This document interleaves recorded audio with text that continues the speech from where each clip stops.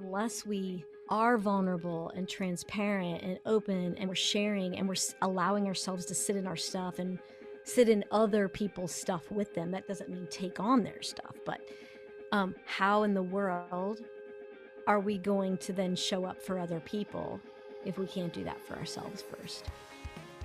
Welcome back to Culture is an Inside Job. Hey friends, Scott, Karen, Taylor in the background. How are all of you? Here? Good. Yeah. Yeah. We were just talking about I'll just kick us off before we hit record. I hear this on so many podcasts, right? Like we should have hit record before because we had all this great stuff we were talking about, but we were just talking about what was going on in our lives and a lot of hard things, all, and it seems like for some of us all at the same time, and good things, right? And so we were just talking about how joy and grief can coexist. And so we just thought, hey, maybe we'd talk a little bit about what is happening in our lives. And part of that, as I just kind of drop in a second, remembering that we have people listening to us, I think it's the importance of that is connecting with other people, right? Karen can talk more about this later too, but she talks a lot about oneness.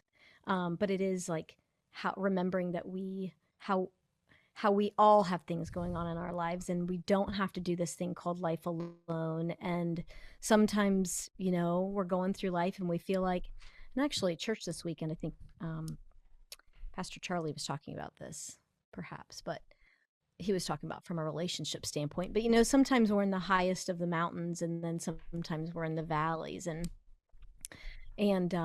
so I love just how maybe realizing that we're all human, right? We have this podcast, but we're human and sharing what we're going through could be helpful, for other people too. But also remembering the right? Even when we're going through those hard things, there are also good things. So who wants to jump in? Karen, I see you writing. What's going Yeah, on my with you? brain's going crazy. Yeah. What's coming up for me is just the word polarity, right? Mm-hmm. Grief, joy. Uh,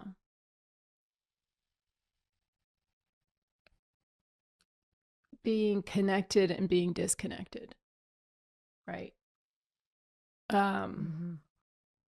The internal perspective and the external perspective. Scott, we talked about how for all the years of looking at all the things outside of you that you thought would make you feel whole, what the realization was really the internal view was much more satisfying, much more content, not satisfying, right? It was harder to look inside.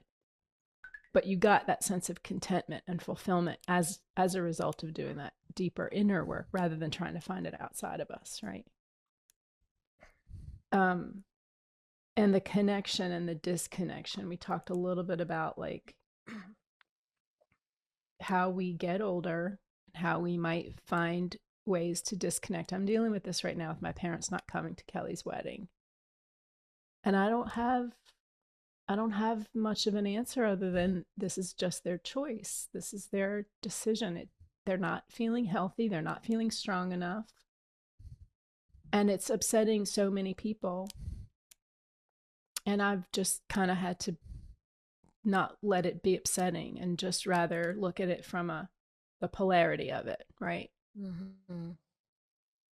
And as we see our parents aging and understand the challenges with that, at the same time, how do we find a space of back, connecting back with them? And maybe it's connecting back with them on their terms. I don't know. Mm-hmm. Yeah, I was with it's interesting you say that. I was with you guys know who Nicholas Sparks is? Mm-hmm. Author. So he wrote that book, and I think one of the greatest movies I've ever seen, The Notebook. So he was telling me a story about him and his wife. They got married, and his wife's grandparents were really important to her, and they were really, really excited about going to the wedding. And the day of the wedding, grandma called and said, we can't come. And she was super disappointed, really sad. And at the time, Nicholas Sparks was writing books like Stephen King novels, right? Mm-hmm. So they woke up in the morning and she said, put your tuxedo on. And I'm going to put my wedding dress on. And we're going to go to my grandparents. And we're going to show them all the pictures of the wedding. So he goes over with his wife, sits with grandma and grandpa, goes outside with his grandpa, with her grandpa, and asked him a simple question. How'd you two meet? And that's the story of the Notebook. Making it about them. That's like a meeting real them story. where they are. Mm-hmm. That is a real story. Wow. So I was sitting there, like listening to this, like world-renowned, author, and hearing that. And then when you said that, I was like, wow. I mean, because he was just like, I had no idea why they couldn't come there or what was going on. And what's funny, Karen, too, is I had to look up the word polarity. So, and one of the things that you said here earlier, the particular state, either positive or negative, with reference to the two poles. Mm-hmm. Yeah, right. Grief and joy, right? Finding the and between them all. Which is really kind of cool because I think, what we were talking about earlier with all of us is, man, there's just a lot of junk. So I wanted to call this junk as an inside job. Yeah. Today's podcast is called Junk is an Junk inside. is an Because there are some times when we get one or two things coming at us, and there are some times when we get 5 or 6, and there are some times when we get 9 or 10. Fire hose. And it's just, when I was young, I had no capacity to deal with any of that stuff because I was pretty selfish and pretty ignorant and not available emotionally, spiritually. And I had no tools, and God kind of showed me what those tools were. And not that I want chaos and I want stuff to happen, but I'm just grateful that I get to move through it. And the other thing too is, and I know I'm talking too much, but man, like I ride a unicorn every day, and I think I'm pretty optimistic, but I don't always have to have the world's greatest smile on my face. I don't always have to fake it. And I've just got a lot of like crap going on, and I don't have to be as happy as, I don't have to put on a show. And when we were on the podcast earlier, and before we started sharing all the junk that we're going through, and that was just so healthy to get that out of our minds and out of our mouths. Yeah. Off your heart. Yeah, that's super healthy for people. So don't hide behind what's going on, man. Get it out. There's freedom in that. Scott, that's when you're talking and it's different for all of us, but for you, when you talking about, right, like I don't have to have a smile on my face, because I can relate to that too. That's how we naturally show up. So like for me, it's almost like a guilt feeling, right? That if I allow those emotions or, to come out on my face and so forth, like I feel guilty about that because people have an expectation of something much different. So is that similar for you, or is it something different, right? When you feel like, okay, I got to show up like this, and you don't really allow yourself just to really feel the way that you're feeling. Oh yeah, and you said it too. Like I got to show up riding a unicorn with a smile on my face, and but naturally too. That's kind of how I am, and I mean, I am shocked with all the garbage that I have going on. The grace that God's shown me, right, and the troubles that other human beings have, and then when I look at my problems, they're big problems. There's no question about it, but they're not as big as what other people are handling. And I can accept what I'm going through and not ignore it, right? Accept it. As you said, Karen, like look between the poles. Find the end. I don't want to go outside the poles, because I used to go outside the poles. So I'd drink, or I'd buy something, or I'd fake my way, right? And I'd act like, nothing was happening. And when I got alone, I got super sad. And now Mm-hmm. now we're just taught, how do we move through this stuff? Not around it, not under it, not over it. How do we just pounce? How do we go through it? Yeah. I might have said this before with you guys, but when I first started coaching, I recognized the importance of sitting in it. Um, and a lot of it was my own stuff that I had to sit in, you know. Um, and I had come to this analogy of the fruit tree, and that in order for it to bear the fruit, it needs nitrogen. And where might that nitrogen come from? The number one source is manure. So It's a if great we analogy. can't sit in our own shit, then we're never going to grow. Mm-hmm. It's part of the pruning, right? I Well, know. it's part of the Yeah, nourishment, right? It's part of Mm-hmm. the, we emotions are a really important data source. Mm-hmm. And because we look at them oftentimes and go, no, no, no, I don't want to feel that. Mm-hmm.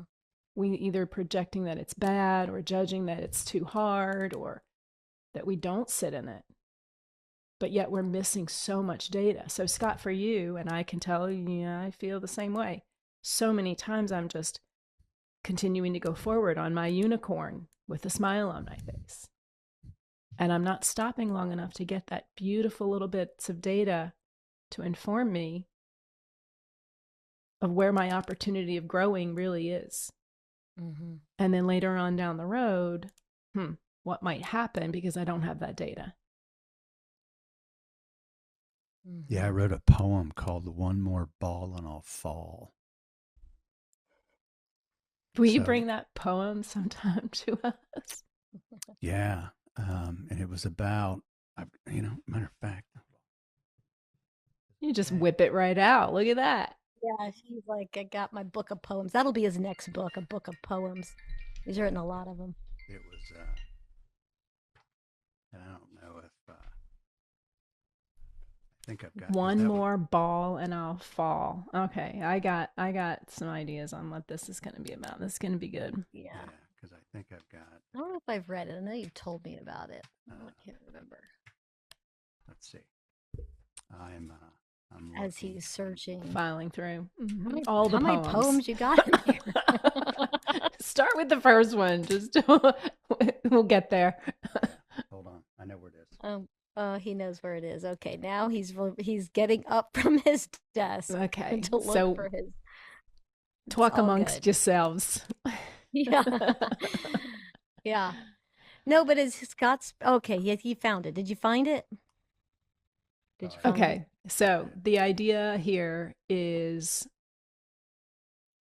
as we are working through our stuff and we Mm-hmm. don't stop long enough to get really important reflective, and I just call it, because I don't look at it as an emotional aspect because it's too vulnerable for me to do. I just look at it as data. I can work Mm-hmm. with data because I'm cerebral. Because Mm-hmm. the minute that I have to drop into that emotionality, then we got real. It's real. It's too real. Mm-hmm. And like Scott said earlier, Karen, you are emotional. Well, of course I'm emotional. I will cry with everything. I will cry with grief. I will cry with joy. I will cry, and it's not a sadness. It's just that's the overwhelming level of emotion that I come with everything. Yeah. So I have to be Feel more you. cerebral. So I have to just Mm-hmm. look at it through the lens of, well, where's the data? And what do I do with that once I have it? Right. So you got your poem? I do, Sweet. Okay. because it was really how I handled problems before.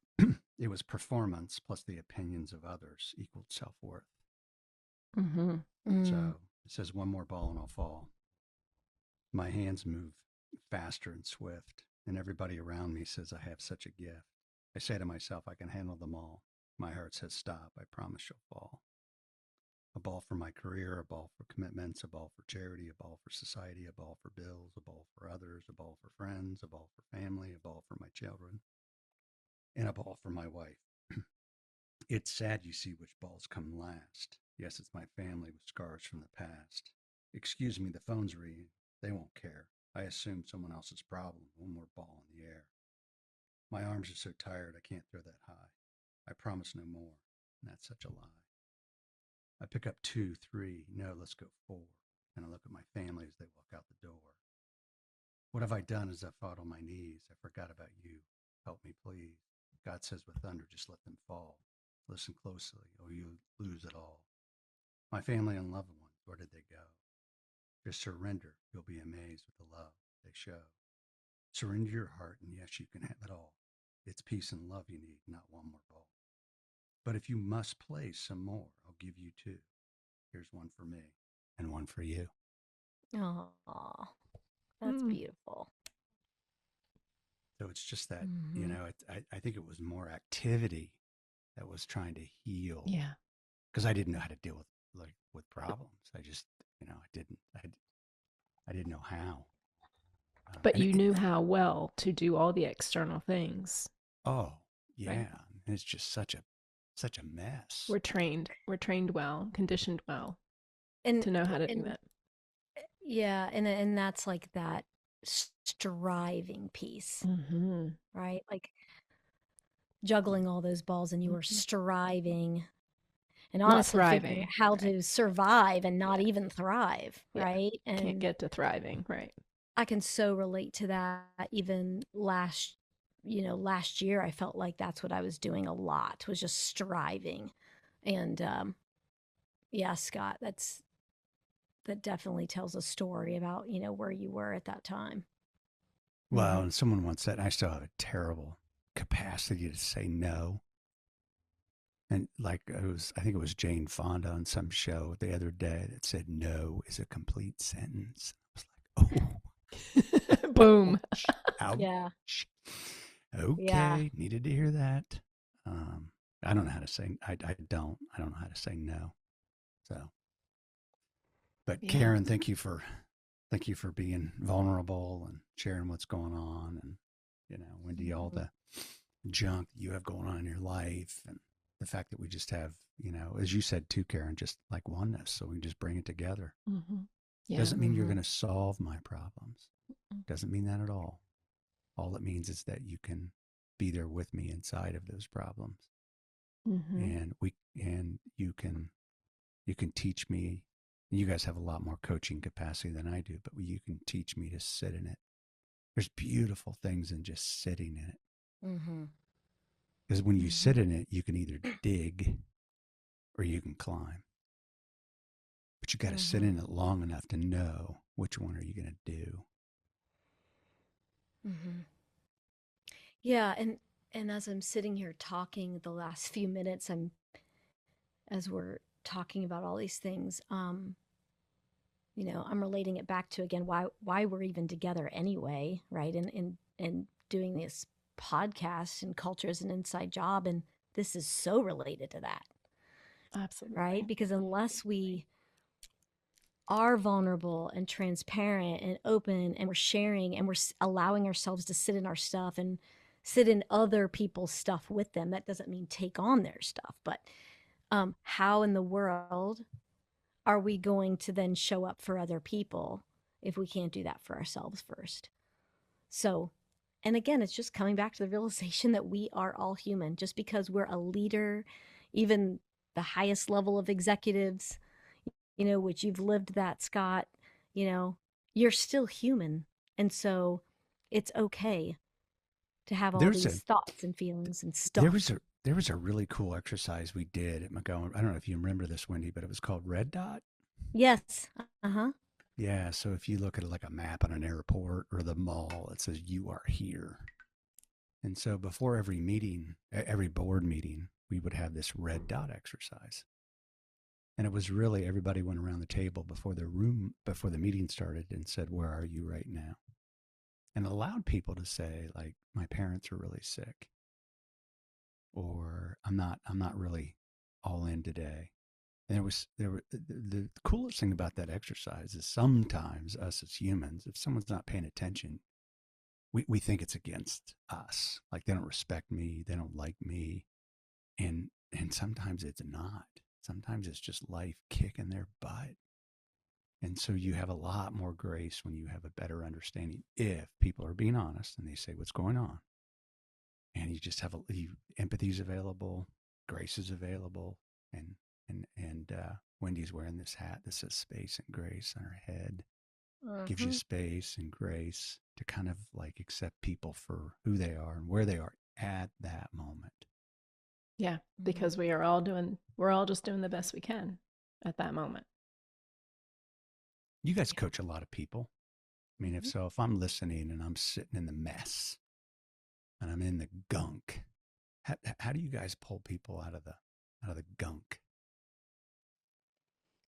Well, I mean, I think part of it is helping them to get at the core, or get to the core of what is the junk or gunk and where is it coming from, and asking them some of those deeper questions that we don't typically ask, ourselves or each other.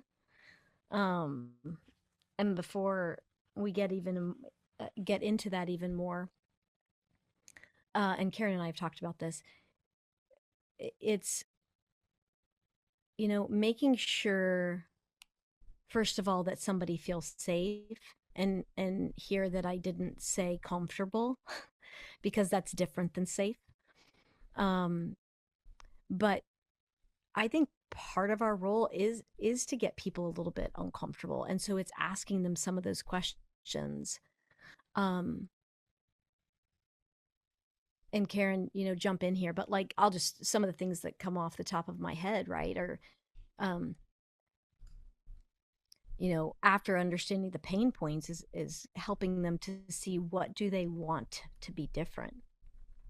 And then after that, it's, well, what is really holding you back from that? And then that typically is because of our inner critics or our saboteurs or gremlins or whatever you want to call them. And so just in that nutshell, there's so much work there, to do with someone to help them to get out of the gunk if they want to. And you talk about this, Scott, right? Like they have to want to. We can't force it. It's just like an invitation, and what they choose to do with it, is up to them. Yeah, Karen, because I even think, Karen, too, is you two have probably seen people that are addicted to the junk. I think majority. They go towards it. Oh yeah, absolutely. I mean, I think that's huge. We're fixated on it. Because I think, and actually I was just reading something here recently that, spoke to that. And part of that is because, call it, whether it's because it's our operating system or that's where we attach our value. And so if that goes away or gets better or whatever, it's like, well, what's my story now? Or what's, what is my value? Yeah. My self-worth is tied to that fixation, tied to that mindset. Yeah.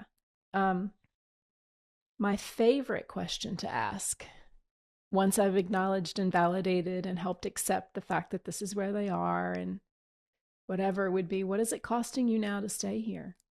What's the future cost of complacency or status quo? Oh, say that again. That is, what's the cost? I'm glad you never told me.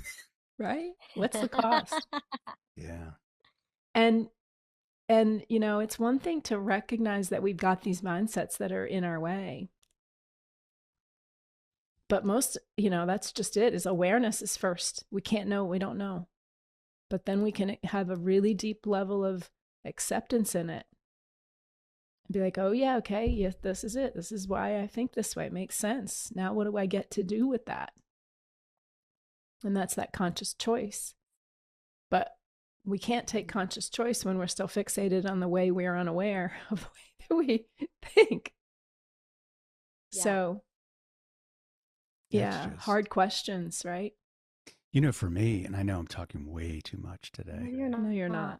But peace was so foreign to me that when I got it, I had to screw something up. Well, I think that, if you go back and you look at the way that our society is we've evolved,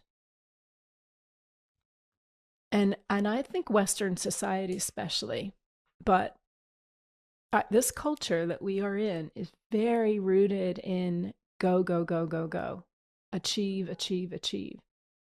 And that pressure that we've put on ourselves as a people has disconnected us from the real truth of why we're here in the first place, of the existence and the belonging and the love that we are here to serve and to be of, to receive. Mm-hmm. And when you're in this environment of go and achieve and prove, we forgot that we don't have to have any of that to be worthy. Doesn't mean that we're going to abandon those goals or sit at home in front of Netflix all day. But we forgot our purpose. We forgot the why. Yeah, and when, that connects back to what Scott was saying about, in your example, Scott, of you didn't have peace. And it's almost like, I think what you said is when you got it, like you did something to kind of mess it up or what have you. And that's what we call self-sabotage, right? Oh, yeah. And, um, and so when we can realize, like, what is it within us that, again, whether it's guilt or shame or whatever those stories are, the little T truths that we're telling ourselves, that's holding us back from what we really want, and desire, that's when we can really get somewhere, when we realize what's holding us back from that. What's the story? Yeah, that's the reflective piece, the taking the time to get the data. And that allows us to tweak and pivot along the way. Because when we've crashed and burned, it's a whole hell of a lot more costly and traumatic. I know I don't tell my wife this, but obviously we got one morning kicking up, and I've got this image of writing a new book. Sweet. I won't tell. Shh, nobody tell. She would kill me. But the title of it is The Gentle Walk Back to My Treehouse. Mm. And so when you think, so if you're out there and you're listening and you're just like scared and tired and lonely, and I just encourage you to go back to that place when you were little, the place where, like what Wendy said, that you were safe and where you were comfortable in your own skin. Your oasis. Yeah, where society doesn't pick at you, and go back and sit with that little kid, and ask that little kid some advice. And that can be a really really, really cool place. Because if we don't go back there, then we're just fake. And I'm going to read. This is a real short one. This is the very first poem I ever wrote. And the title of it is "I Am the Door." I am what? I am the door.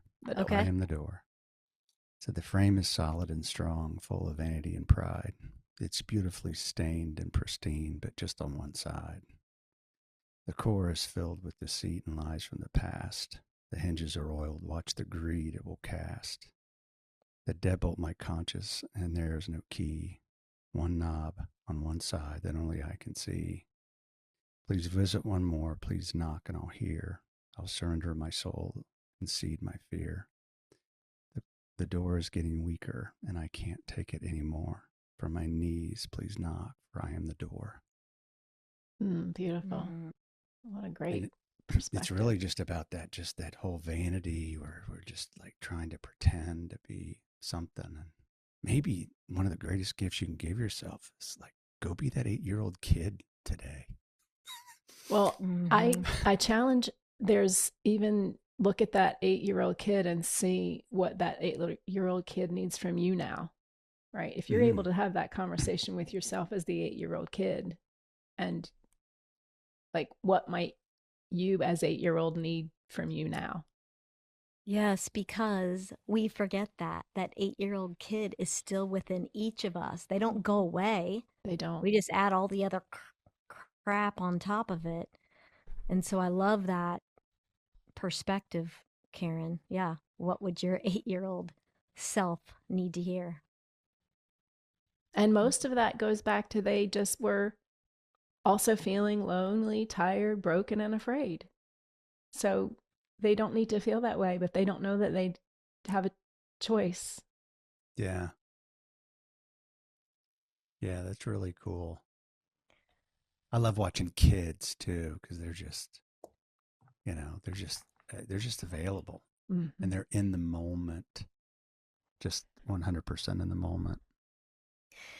Scott, the other, and Karen, the other thing that I love that you brought that up about the 8-year-old kid, Scott, and that you shared your writing with us because I think that's another thing we could invite our audience to also, right? Is when this whole thing is around our episode today, right? Ended up really being around how can we be real about what's going on in our life? Again, whether it's on the grief side or the joy side, because we we typically are going to have both sides of that. What are we thinking? What are we feeling? What's coming up for us? Because we don't spend enough time in that. And part of that, you name two very powerful things that we can do is one, writing, right? The When we write and whether it's we're writing a book or a poem or whatever it is, how we are allowing ourselves to get those emotions out. And some people say I'm not a writer, and I'm like, you don't have to write pages, like just free write, like say I don't know what to write right now, right, and eventually something comes out. And then the second thing is that also is such a powerful exercise about thinking of that inner child within us and what what do we what do we need to tell that part of us? Like they just need to know that they feel safe and it's okay to feel all their feelings and all of those things and they're not alone in that. So I think those are I think those are two great. Can you two think of anything else that are helpful exercises for us to do Finding when we're in that just place? finding the and, right? And Mm-hmm. just purposely looking at the polarities that are experienced right now, that we're feeling, that we're sitting in, and Yeah. acknowledge and validate both of them for what they are, Mm-hmm. and how can we find the and in them. I think that one thing that we talk about, but we might not bring it to the forefront, Wendy, from a coaching perspective here, Mm-hmm. is not necessarily needing to look through the lens of positive and negative, or good or Right. bad, and right and wrong. And those are polarities, right? We That's where it makes it even more challenging to see, because when we look at something as bad or negative, then it's really harder for us to find anything good in it. Mm-hmm. And there again, because we've got to find something good in it. Otherwise, we think it's bad. So, good, bad, positive, negative, right, wrong. All of them are unhealthy perspectives of the experience, whether Mm-hmm. it's good or bad, right? We're judging it, is the point. Yes, which that's another thing that I think is really helpful is that when we can come from a place of non-judgment, Right. first and foremost with ourselves, because we do judge ourselves typically, most of us, right? Judge ourselves so much. Um and then what happens when we judge ourselves so much? What are we doing to other people in situations? We're judging them in situations too. So, and when we say that, and you've probably heard Karen and I say that before, like we're not saying never judge. We're just saying, to Karen's point, do you have all the data points? Do you have all the information that you need in order to then judge? Right. So I think that's another healthy place to come from too, is questioning ourselves, like what am I judging about myself? What am I judging about others? Because that just puts us in a tailspin. Well, like the most powerful thing in all of that is just this really sick um, dimension of codependency, Mm. like acknowledging, like, what are your problems? So it's almost Mhm. like a T-chart. So that would be a good idea to do to somebody. Like, hey, everything that's going on in your life, what do you have control of? That would be on one side. Mm. What do you not have control Mhm. of? That would be the other. And then the other Yeah. question that I love what Karen is saying is there's things on the left side that you have no control over. What is that costing you? The things on the right side that you might be ignoring because of things on the left, what is that costing you? And that would be some Mhm. cool clarity. Like, Mm-hmm. that might give You, me some space I to need, maybe, let's spend an hour later today to work through that together. Because yeah. Yeah, I think we all need that, don't we? I mean, if you uh, think I love like all that stuff, and I'm not going to get like, and I'm not whining because of what I have a lot going on, but my son's sitting back behind me. His son's not feeling well, sick. His wife's uncle just passed away, sadly. My daughter and son-in-law are moving to a new house. My grandson has pneumonia. My granddaughter has a fever. My mom and dad, my mom's sick. And then I've got issues with my sister. I haven't seen her in a long time. And I mean, and that's just the short list. That's what I'm sitting in today. And just the capacity to be able to sit in that and understand what my part is, what my part is not. Mhm. Where can I be helpful? Where can I be useful? How do I keep my own sanity and all of that? And then, and I'm allowed to be sad today. I don't have to Yeah. smile today. And I have neck surgery at 12:30 because of a pinched Mhm. nerve. Add that on top that's of everything. I well. Hey, forgot about look, that. there's a good thing to that. That's going to put you to sleep for a little while. So all those problems will still be there when you wake back up. Yep. And the But big for a and little while, you won't need to worry It'll be about gone. them. yeah. And then honestly too, what's even really cool about all of that is there are so many people that would take my problems in a New Mm. York minute. They would take them and Mhm. they would thank me for my problems. So I have Right. to I have to realize that. And it doesn't Um, mean, and I just want to say this too, though, Scott. It also doesn't mean they aren't real for you. I hear what oh Right. you're saying, and it's totally true, right? Like, w- that used to be, and it still is a lot. One of my lines. It could always be worse, and it can. But I also sometimes think we're like, my problems aren't like, we don't give ourselves, what's the word? Grace, right? And really take care of ourselves because we don't think that our problems are big enough. So just allow yourself to, yeah, give Yeah. yourself grace. oh, we missed one other thing too is the fact that like I'm sitting here with two great people and they have tons of competence and experience and professionally, but they also are really dear friends too. So if you got some crazy stuff going up in your noggin and you don't want to write and you don't want to make a t-shirt, find someone that you really trust. Yeah. And it's someone that's not going to kick up the drama, someone that's not going to make it worse. Hmm. And they could be younger, they could be older, but someone that you can get the shenanigans. They call them whirling dervishes, those whirling dervishes out of your head Whirling and throw them dervishes. into someone else's ear. And who knows what might come back on the other side. You'll feel lighter when you do it. Hmm. So those, what you said, Wendy, too, like those are really good pieces of advice for people. Mm-hmm. Yeah. Yeah, so as we wrap up here then and we think about our question that, when we say let's go inside and what can we give our listeners to really kind of sit with, you know, um after this. And I think it's all the things that you just said, Scott, right? And just what are those exercises that you can do that you will and you'll be accountable to, in order to allow yourself to kind of go inside and determine what is it that's coming up for you and what are all the things that you're facing and what do you have control of and what don't you have control of, and the willingness to let go of those things you don't have control of. I think those things are a great start. Yeah, Any I add? look back to that like serenity prayer is, Mm. God grant me the Mm. serenity. to accept things that cannot change, the courage to change the things that I can, and the third one's the kicker. The third one is, and the wisdom to know the difference. Yeah. Yeah. And that's always a good reflection for me. Yeah.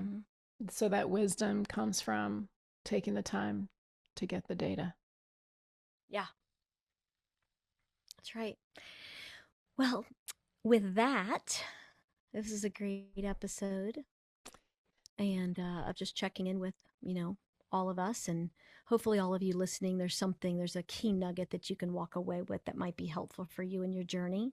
And if there's anything that we can do for you, and if you have any ideas about topics or anything else, please let us know. Karen, Scott, anything else to add? Nope. Just be truth. Yeah. I like what Karen said. Keep on keeping on. Just sit in it, and you don't have to smile. Yeah. But you sit gotta in move. it. Sit in it. You gotta move. Yeah. Take action. Yeah. Yeah. Awesome. Thank you, everyone. We'll see you next time.